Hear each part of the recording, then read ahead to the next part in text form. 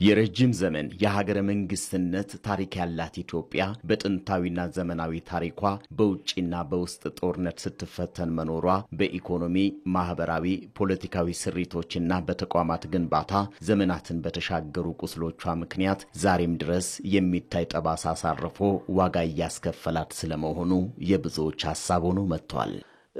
ለረጅም ጊዜ ያሉንን ሀብቶች እንድንጠቀም በሚያስችል መንገድ ሳይሆን ተቋማቱና መዋቅሩ ሞር ኦፍ በአብዛኛው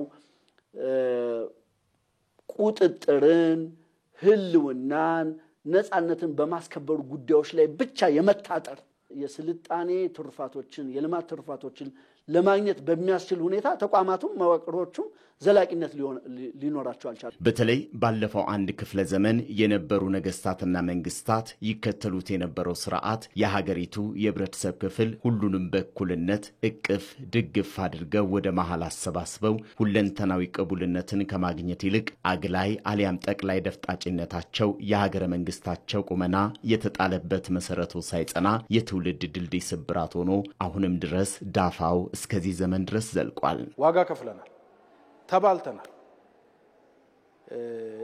ልማት ላይ ኢኮኖሚ ላይ ከመሰለፍ ይልቅ እርስ በርስ በመጠፋፋት በመጠላለፍ በመናናቅ በመሰዳደብ ላይ ዘመናችን አልቋል። ታሪካችን የጦርነት ታሪክ የሆነው በዚህ ነው።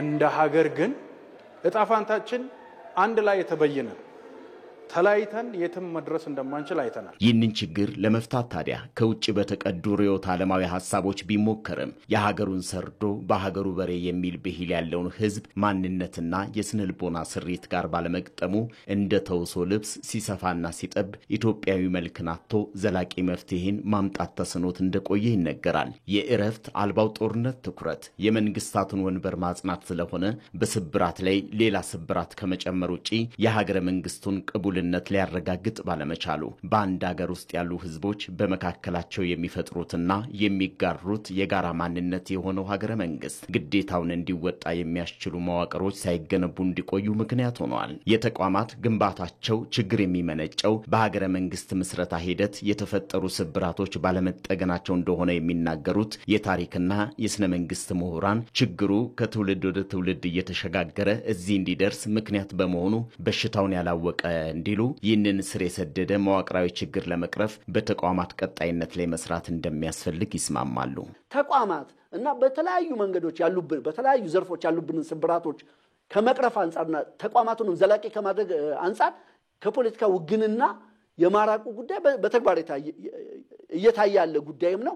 መቀጠልም መስፋትም ያለበት ልምምድ ነው። ለዚህ ሁሉ ችግር መፍትሄ አመላካች የሆነው የመደመር መንግስት እሳቤ በሐሳብም ሆነ በተግባር ሁሉን የሚያቅፍ ኢትዮጵያዊነትንና የብሔር ማንነትን ሚዛን የሚያስጠብቅ አብሮነትና ትብብር ወንድማማችነትና እህትማማችነትን የሚያጠናክር ስለመሆኑ መስካሪዎቹ ብዙ ናቸው። እሳቤው ፍጹም አንድ አይነትን እንዲሁም ፍጹም ልዩነትን የማይቀበል የሚጨፈልቁም ሆነ የሚነጣጥሉ እሳቤዎችን ወዲያ ብሎ ኢትዮጵያውያን ለጠንካራ ሀገረ መንግስት ግንባታ እንዲሰባሰቡና ለተግባራዊነቱ እንዲተጉ የእይታ አድማሳቸውን ያሰፋ ስለመሆኑ እንዲሁ አንተ የራስ ብሔር የራስ ቋንቋ እምነት አለ፣ ግን ይሄ ሀገር ያንተ ብቻ አይደለም።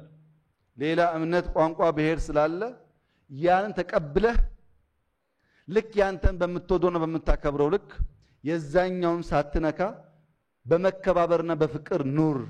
ያን ካደረክ እንደ ሀገር ትጸናለህ፣ ትበለጽጋለህ፣ ያስቀመጥከውን ራዕይ ታሳካለህ። የበለጸገች የጸናች የተዋበች ኢትዮጵያ ለመገንባት ራዕይ ያለን ስራ እየሰራን ነው። እሱን ቤዝ እናደርግና የጋራ ነገን እንገነባለን። ጠንካራ ተቋማትን በመገንባት ከሴራ ወደ መርህ ተኮር ስርዓት ከመገፋፋት ወደ እርቅና አብሮነት ለመሻገር ኢትዮጵያውያን ከትላንት ተምረው ስብራታቸውን ጠግነው የዛሬን ዕድል ደምረው የነገ መዳረሻቸውን ተልመው ጽኑ ሀገርና ጠንካራ ሀገረ መንግስት የመገንባት የማይደናቀፍ ጉዞ ትውልዱን የሚጠይቀው የወቅቱ አርበኝነት ልኬት ሆኖ ከፊቱ ቀርቧል።